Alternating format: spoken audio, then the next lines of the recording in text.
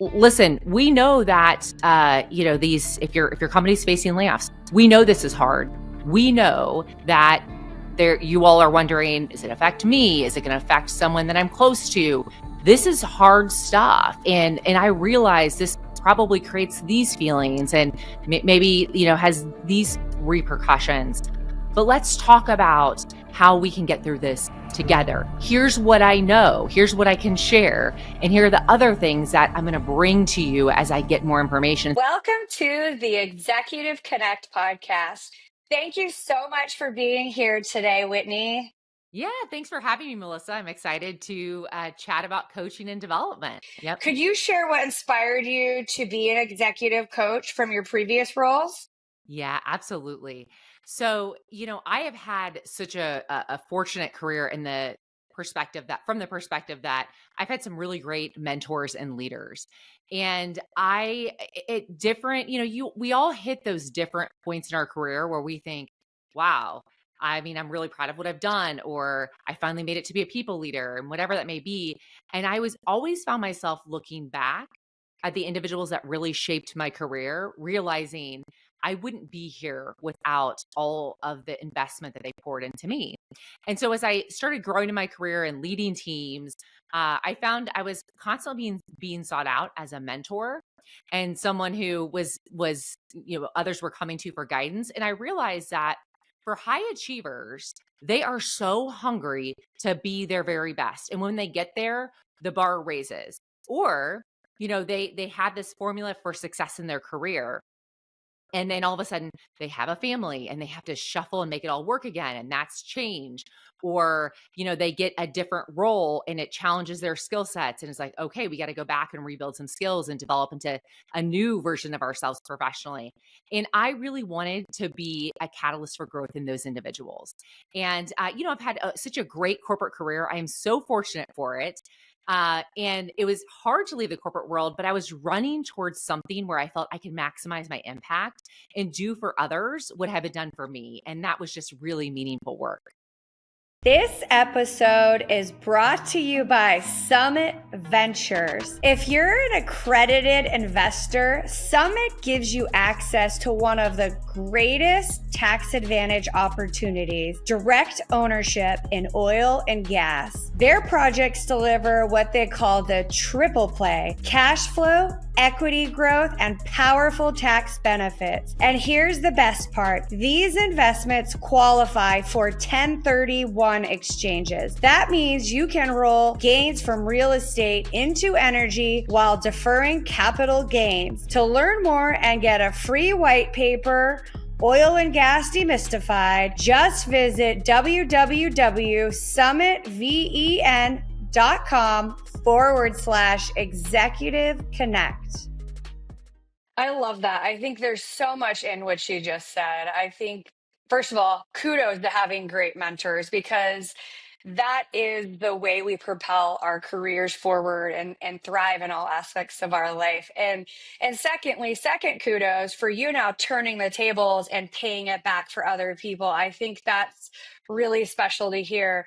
Now, you've developed a framework called the executive equation that helps leaders achieve their goals. Can you walk us through what that framework is? Yeah. Well, I'll make one tweak. It's an excellence equation. So it's all about helping people take really audacious goals. I'm not talking about I want to be, the sales rep of the year, or I want to, hit my goals in my current job. We're talking they have a vision for their career or a big milestone that feels really overwhelming, challenging, uncertain. And this excellence equation gives them 8 steps to think through to enable them to take the idea all the way through execution, with one really critical component along the entire framework, and that's managing their mindset. And let's be honest, like, we have goal setting frameworks that are, setting SMART goals. There's many different goal frameworks. This is much bigger. This is about how do we work with intention, build a plan based on our strengths and our weaknesses and the gaps that we need to close to get to our end result, and do it while not feeling burnt out, like we're constantly failing, and be able to really try to enjoy the process as we go through it and have purpose in the actions that we do. So really the excellence equation starts at getting anchored in your purpose. Why is this goal so meaningful? Because let's be honest, we all have these great goals. Like we would say, oh, I'd love to have that job. But do we really want it? Does it mean something to us? Does it mean something so that when it gets hard and we have setbacks, we are willing to push through? We're like, there's no question. We're going to find our way around this obstacle. So I help them first get anchored in their purpose. And then I give them some different exercises to evaluate their readiness for that goal. And the truth is, if you're setting big goals, you're not totally ready. But if you work smart, you can close the development gaps to help you get there. And then it starts getting into the nitty gritty of, okay, how do I commit to this goal? Work strategically through my actions, not just be busy or try to do everything, but know the things that are going to propel me forward. How do I manage my mindset by doing that? And then we go through resilience as the next component, and being able to really flip the switch to navigate resilience and be at our best as often as possible. And then hopefully you're there, you're getting progress, you're reaching the end state, that milestone that you've been chasing. And then I say, all right, we're there. Or maybe we're close and we missed a little, but we had a lot of success. Let's reflect. Let's learn from that whole experience. Let's grow. And that's the last step of future fulfillment. So it's kind of hard to break down all 8 components. I'm just giving you a feel, but it goes from what's my purpose? What's my why? How am I going to get there? Then you're just going through the mud. You're confronting adversity, and then you start to make that progress. And at the end, we look back and we think of what we're proud of and where we grow. Ready to lead smarter and invest wiser? On the Executive Connect podcast, we unpack executive strategies for wealth and influence. Hit the subscribe button now. Don't just watch, act.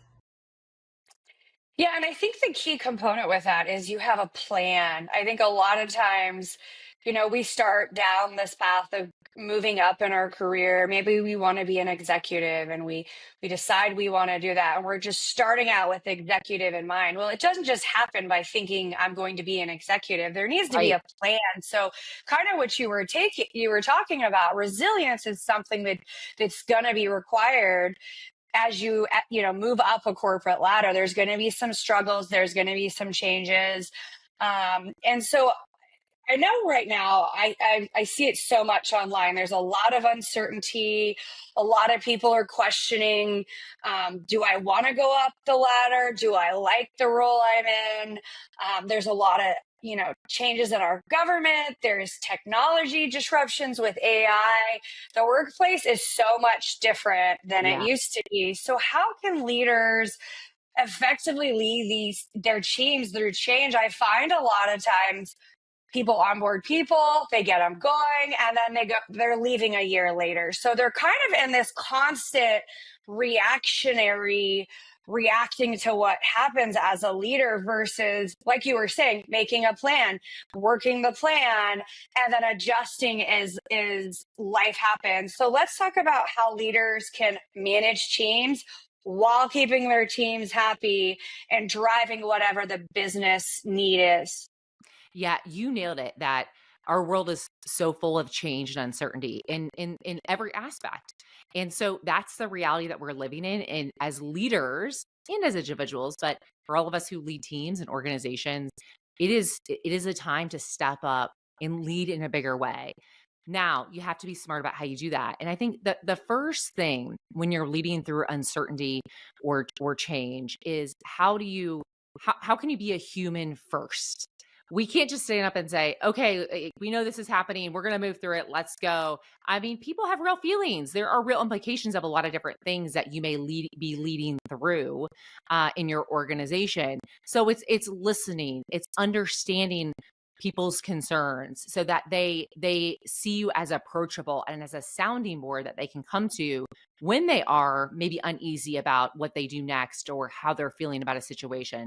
So you got to be human first. That's critical for leaders that are trusted and inspire others. I think second is we have to be able to paint a vision that helps people see what's on the other side. Now, do we always know what's on the other side? No. But oftentimes we can help people see that as we move through this adversity, we will become stronger. There is opportunity. So it depends what the thing is that you're leading through, but how do we create a vision for how we're going to work through this uncertainty or change in the value that's on the other side? I always say on the other side of struggle is strength. And I think that as leaders, we have to be able to highlight that for our people when we're leading them through that. And lastly, I would say acknowledge the uncertainty for what it is, right? We have to acknowledge and be able to communicate and be transparent whenever possible.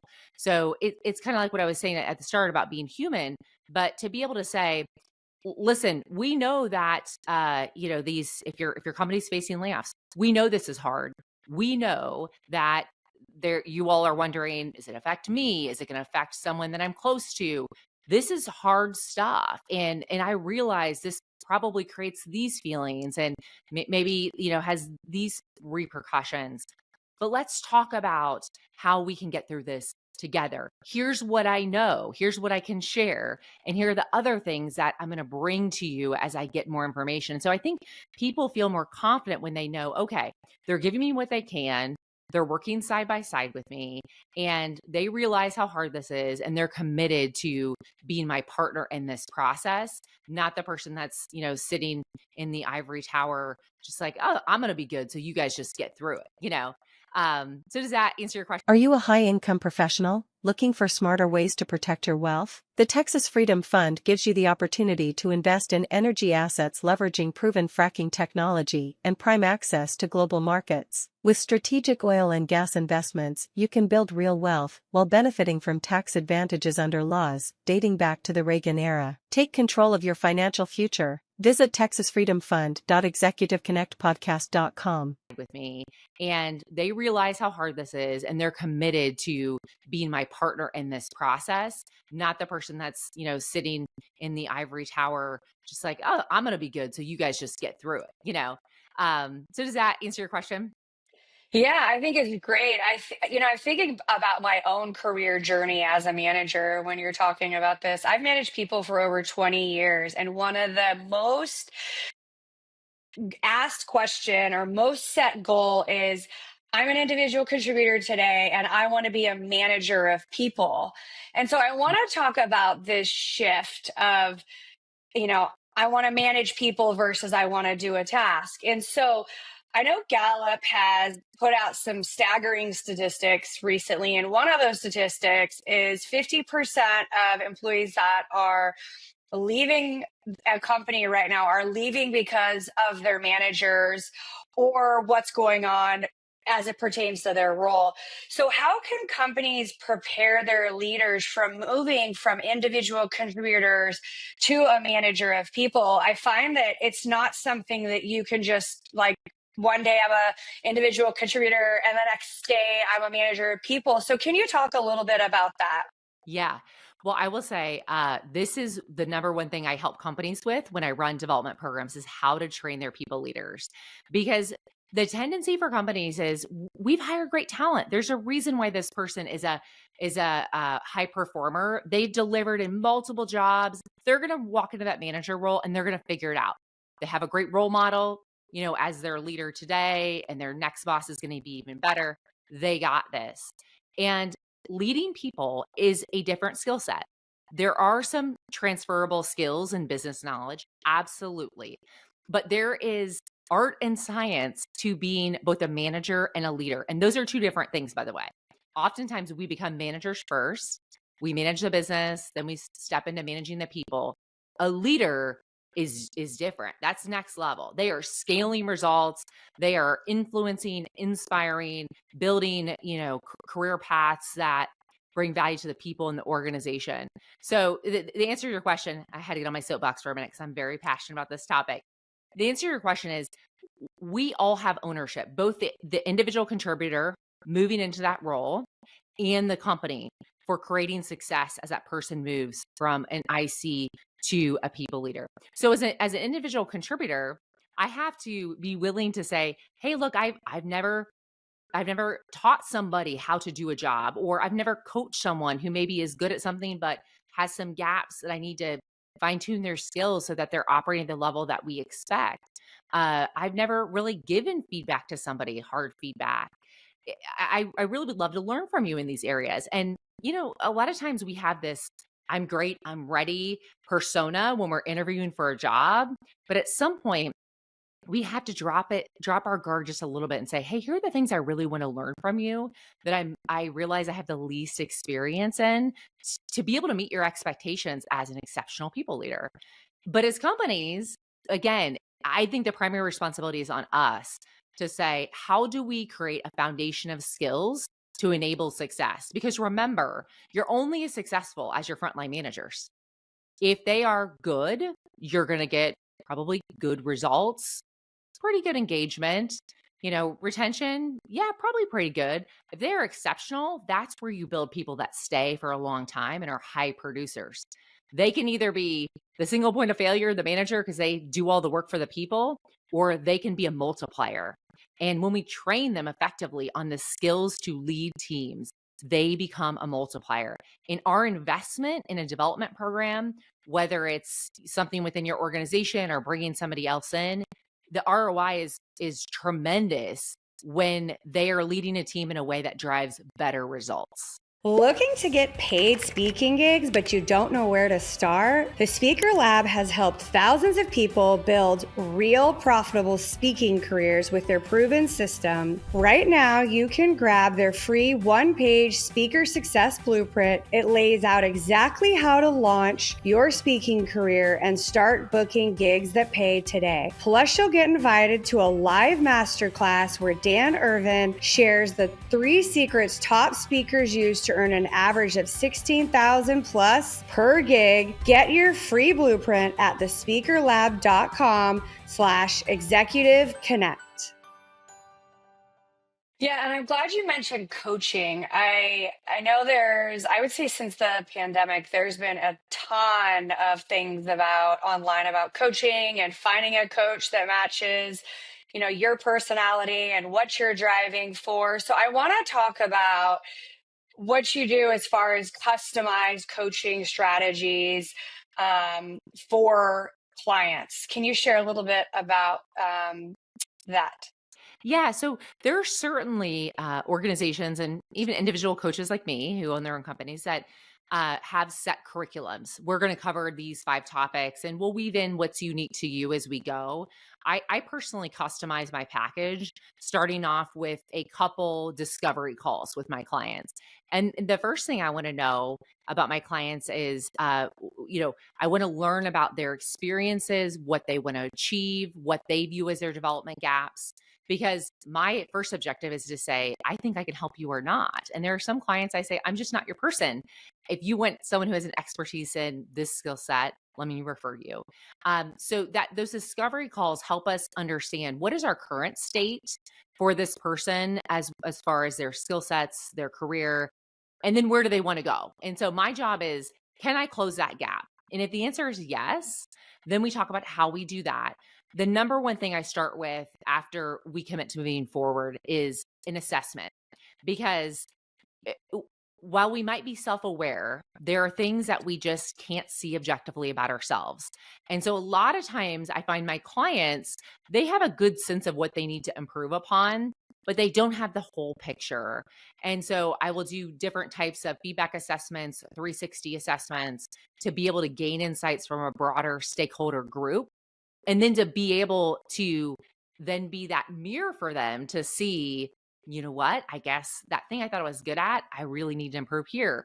Or on the contrary, they're working really hard to improve a skill that everyone else thinks that they're really great at. And they're wasting their time and energy and focus on something that really they already do very well. And so we come out of that assessment with a solid plan of the 2 or 3 areas we're going to work. And the most of my coaching is a blend of working on those skill gaps and also weaving in some of their business scenarios that come up day to day where they want to unpack to figure out how they grow from those, how they proceed with those challenging scenarios. And it's just a blend of that. And it's very customized to each and every person. I love that. I think it's interesting. I had a friend of mine who was given a career coach from her employer to work through different things. And this career coach was a technical career coach, and she was in a sales role. And so she was getting coaching in a completely different area than she needed. So I think kind of what I hear you saying is you want to first understand if the mentor mentee relationship is working first and if it's the right, fit before you go down the path of coaching. Because, and I also kind of second to that, I love that you talked about 360 review, because a lot of times as leaders, like you said, we think we're really good at something, but when we talk to other people that we manage or peers around us, the things we think we might be good at, other people might say, yeah, no, not great at that. And it gives us clues from other people that can help us become better in our corporate position, or even socially or professionally, or not professionally, personally in our lives. I think there's a lot of clues in doing a 360 review. So I think that's a really good point, is making sure you're getting feedback in areas that you may not be great at, so you can work those areas, versus maybe you're a fantastic salesperson, you have a 90% closing ratio, and you're trying to get that extra 10% versus getting better in other areas. Is it really worth getting that much better versus getting better in other areas? So I love that you brought that up. Yeah, and I will tell you that a 360, it gives people an opportunity to see themselves through the eyes of others. And that's really powerful. Oftentimes, I'm spending just as much time on their strengths and helping them see this is how you're viewed. And sometimes when we're being really hard on ourselves and we think that we should be performing differently or better or showing up in a certain way, we get the opportunity to really see what people value about us. And that's great. I mean, how often we don't walk around every day and get tons of praise, even high performers. We just don't. Right. So we get to see all of the positives and how we're bringing value and contributing, as well as those development areas. And I really look at it as a coach's job is to help create the story for the person. And by piecing together their insights, 360s, I do a lot of stakeholder interviews too. So with their direct reports, with their business partners, with their leader, and we get this really comprehensive story that we can then work from. And it gives us a very empowered place to decide how we spend our time and where we want to go. Yeah, I love that. I got some really good career feedback through a 360 review once from people that I was managing, where they said, I sometimes I think better later nights or on the weekends. So I would do some of my work on the weekends and send it to my direct reports. The feedback I got, Whitney, was we can't work as many hours as Melissa. So she's sending us something on Saturday. We feel compelled to work on Saturday. And that feedback has helped me a long time in my career, where now I think before I send the emails, do I need to respond at 11 o'clock at night or on a Saturday? Because how it's received on the other end, it's not that I'm expecting them to action that on a Saturday. Yep. It's I'm getting it out of my brain into their brain on a Monday when they come back. But that feedback really helped me work through working late hours and making sure I'm not sending emails late at night, or I'm not doing it on the weekends. And so I didn't know that or realize that until I did exactly what you said, a 360 review. I got that And same feedback. That same feedback from my direct reports, where they said, you talk to us about having work-life balance and about managing our priorities and I always call it ruthless prioritization. And, but you're sending emails at night, you're sending emails on a Saturday. And, they felt like the expectation was the same for them. And it was one of those moments where I was so disheartened that I had made somebody question when they got an email on a Saturday that I thought they should respond. But at the same time, it was such a great learning, because I thought, now it's not that I don't do that, but I explain to people, hey, here's how I work best. And that's going to mean that if I'm on a flight and I don't get home till 11, I'm going to probably work on that flight. I don't expect you to work at 9 PM. I'm on a flight. I'm not working at 9 typically when I'm home with my family. And on a Saturday, if I get an hour to just knock out emails uninterrupted, that's on me. There's no expectation for that. But we don't know those things. And someone's not just going to be like, "Did you want me to respond on Saturday?" They're not, oftentimes. Right. So it's Yeah. good stuff. Yeah. It takes a lot of, courage to even ask some of those questions to a boss, right? Because if it's perceived the wrong way, they could risk their role at that company or working for that manager. And I'm so glad you mentioned something because I wanted to talk about self care. I know I get asked a lot to speak on self care because it has always been something forward and focused for me in my career because several of my senior mentors and friends had not focused on self care. So I was able to learn really young how important it is to take care of ourselves so we can not only take care of our companies, but our families and all the other parts of our life. So I want to get your perspective on self care and the impacts you're having with your clients in that capacity. Yeah. I mean, self-care is really critical because in the world that we live in, technology is everywhere. I mean, there's Zoom chat, text, email, you're on social media, things pop up. I mean, it's hard to disconnect. And I think that has it's very taxing mentally for people. And there's a lot of companies, there's a feeling that, hey, well, I mean, you get the phone in your hand that we pay for. So, I mean, could you respond? So, boundary setting and knowing what you need is very important. And here's the reality. No one can define that for you.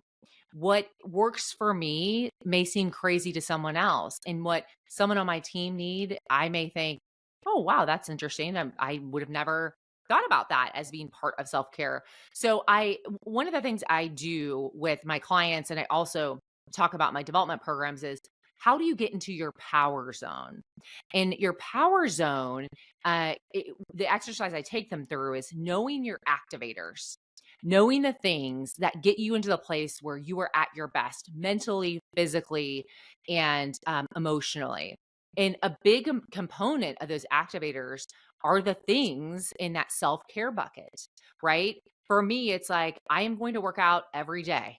It is critical to my mental well being, to being in the right mindset, to feeling good, to my diet. Like when I work out, I'm just more disciplined altogether. So that's like a big one for me.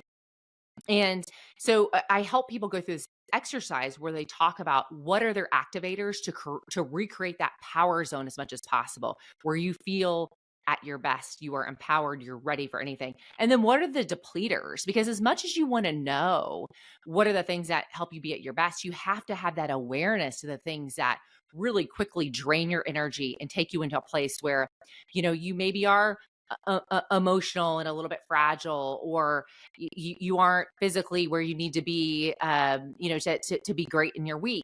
And so it's that self-discovery process of helping them gain that sense of awareness so that they can then define, okay, here's what self-care looks like for me. Here's what being at my best looks for me. Now, how do I put that into action? Because knowing it and doing it are two different things. And so I typically say to people, you have to have your non-negotiables. And does that mean you never break them? No. I'd love to have 8 hours of sleep a night. I don't always get there, right? But what are the things that are your top priority? Then what are the things that you really want to have as far as self-care? And I say, I want to weave those in. I want to have one or two of those in each and every day or every week. And so there's the knowing and then there's the doing. And they're two distinct things. And I try to be a source of accountability. And of course, they don't have me forever as a coach, but they need, we each need to find our own source of accountability on self-care, because it's easy to get pulled into a lot of different things. And all of a sudden, the people around us can see us slipping a little bit, a little sooner than we're probably willing to raise a flag and be like, I gotta stop. I'm not in a good spot. Yeah, and let's unpack that a little bit because I think there's things we can share that would be helpful. So, accountability partner is your coach, but outside of your coach, like you were saying, you might be married and you might have to talk to your spouse and significant other and say, "Hey, I need to exercise in the morning. Do you mind getting the kids going?" Or, "Hey, I'm going to go after work to go exercise. Do you mind starting dinner?" So, accountability is in action from my perspective. We've got to put our own rules in play in our life. And then we've got to be connected to ourselves as well. So yesterday I was back to back from literally before the sun was up all day, and I shut my computer down. I literally laid on my office floor for 5 minutes, and my husband walked in. He's like, "Are you alive? Are you okay? What's going on?" And because I just stopped and I'm like, I knew my body was too much electronics, too much Zoom. I had so many file folders open in my mind. I needed 10 minutes. I literally took my pillow in my office. I laid on the floor for 5 minutes and I just stopped everything. And I'm like, okay, how am I doing? What do I need? And I think, like you were saying, get an accountability partner. And then outside of that, you have to have accountability to yourself and you've got to Yes. be aware of how you're feeling. So if you get off a call and you're like, you can't remember what you were doing and, you're going for something you shouldn't be eating, or you're reactionary, those are cues that something's not right. And so you need to stop and set yourself up for the next best step. And so I love what you said about accountability. I want to get any other kind of thoughts on that. Yeah, well, I've been there on that office floor. I usually text my husband like, "Hey, I need 10 minutes." And he's like, why are you on the floor?" And I'm like, "Because if I sit on the couch, I will fall asleep. I'm just trying to I'm trying to decompress, not fall asleep. I got stuff to do." So this is a break. Um, so I love that because I do it too. But let me tell you about my, let's call it 26-year-old self. I was in, I was in a very fast paced company. I was in sales, trying to create my brand, make a name. And so some of the employees were saying, "Gosh, like the work life balance is just really hard here." And, it got bubbled up to our leaders, and we were at a leadership meeting, and the VP of sales said, we've been getting feedback on this. And here's my advice to you is that the only person that can control your work life balance is you. You have to own it. I can't create more work life balance for you. And my 26-year-old self was like, that's kind of an excuse. Like, you're the ones asking us to drive the number and do these things in the sales process. And it honestly, it took me probably 2 years to figure out that he was right. He was right because we are grown-ups. It is our job to say, I can do two of these three things that are expected of me. What are the two highest value things? And be confident in our decision making and know that if we do all three, we're likely choosing quantity over quality. And that is one of the biggest misses that we make is that we think doing, and we've done it all, like we've checked the box. That actually hurts our results and hurts us.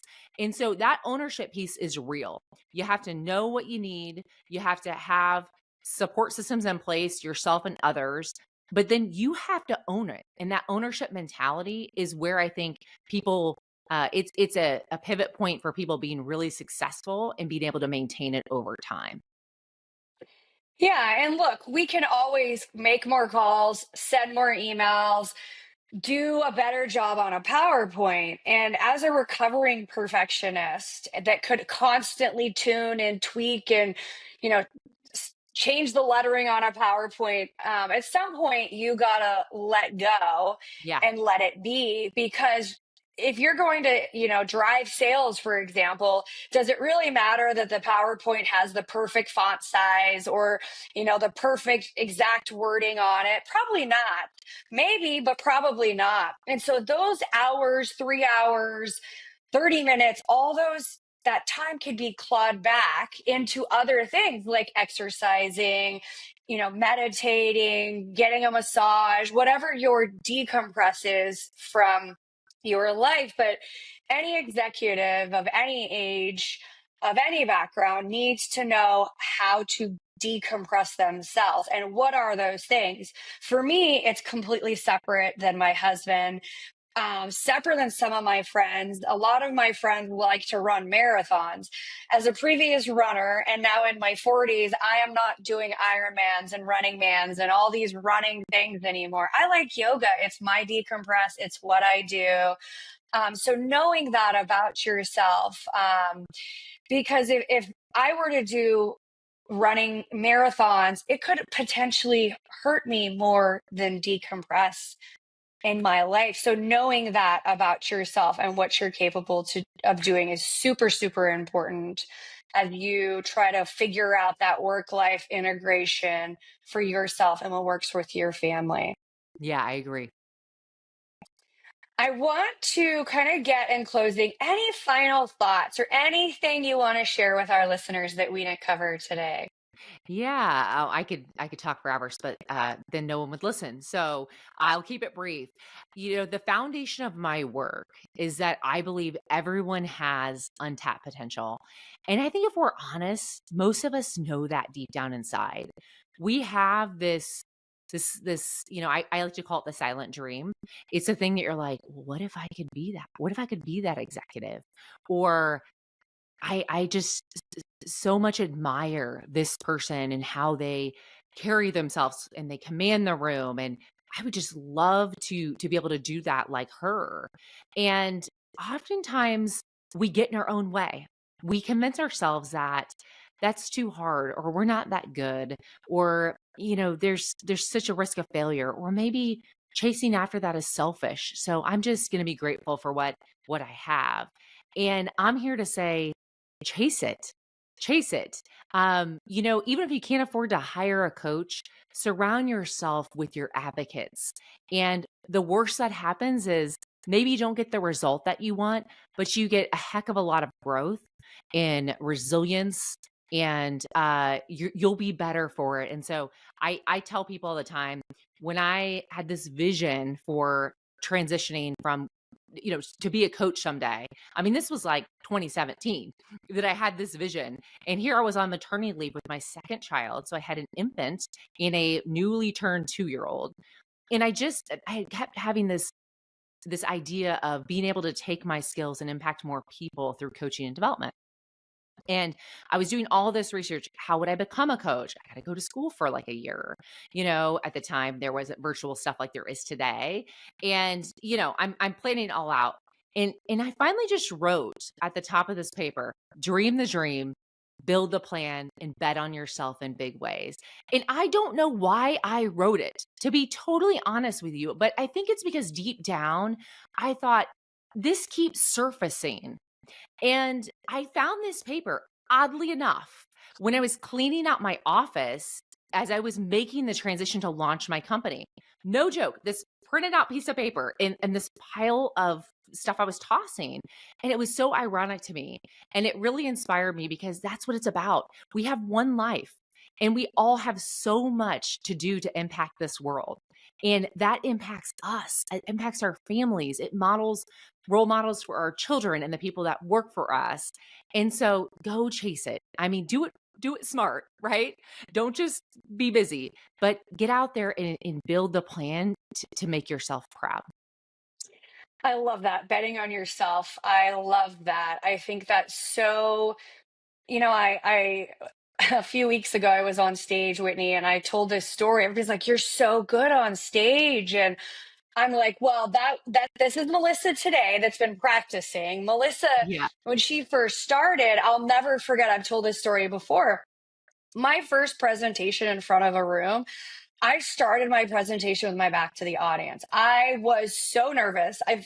My hand was shaking. I was borderline ready to go to the bathroom in my pants. I was so nervous. And I started I held the microphone and like kind of was shrunk down. And I told everybody, I said, look, I'm really nervous to be up here.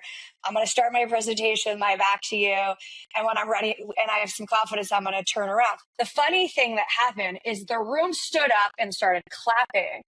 And I then turned around to see what was going on. And it instantly built my confidence. And so the point of that story is none of us are confident in anything that we're setting out to do right out of the gate. We have to practice and really tune and tweak ourselves to get where we want, but we're betting on ourselves, and every day we're getting just a little bit better, and then just a little bit better, and just a little bit better. And even now I have a podcast, and there's times I stutter through my questions. I'm trying to say something, but my brain is thinking something else. But that's the authentic part of it. And that's the authentic part of whatever you're going to do to make the world a better place. It's our responsibility to hone those skills and then give that gift away. Like you were saying at the beginning, you had great mentors and now you're compelled to pay it forward. I feel the same way. I have gifts that I've learned over the years, and it's my opportunity to give those back to others. And I'm hoping with our time today, Whitney, we inspire people to do just one thing or maybe two things if they're overachievers. But just like you said, bet on yourself. I love that. In the only thing I'd add to that, because your story highlighted why I'm so passionate about it. It's not even about the outcome and what you achieve. It's about the internal transformation. And the person that stepped on that stage with their back to the stage and they're hunched over is a different person than who ended that presentation. I wasn't there, but I would guarantee that. And that's what it's about. The little steps you take forward despite fear, right? Despite the fear that you feel, the ability to just take one step forward. Each time we do that, we build strength. We start that process of transforming who we are. And that's what at the end, it's not about I became the executive or I got the promotion. It's about who I became in the process. And that's my favorite part of it. And that is indeed where resilience comes from, is practicing this. And so, Whitney, thank you so much for being here today and sharing your time and knowledge. How can our listeners connect with you? Yes, please find me on LinkedIn or at my website, whitneyfaires.com. I'm sure you'll have it in the show notes. And I'm also on Instagram at Whitney_Faires. So please check out some of my content on social media, and you can always find time to book with me on my website.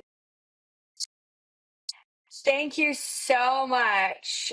That's the Executive Connect podcast. Follow us on YouTube and LinkedIn to get the latest stories. Thank you so much for being here today.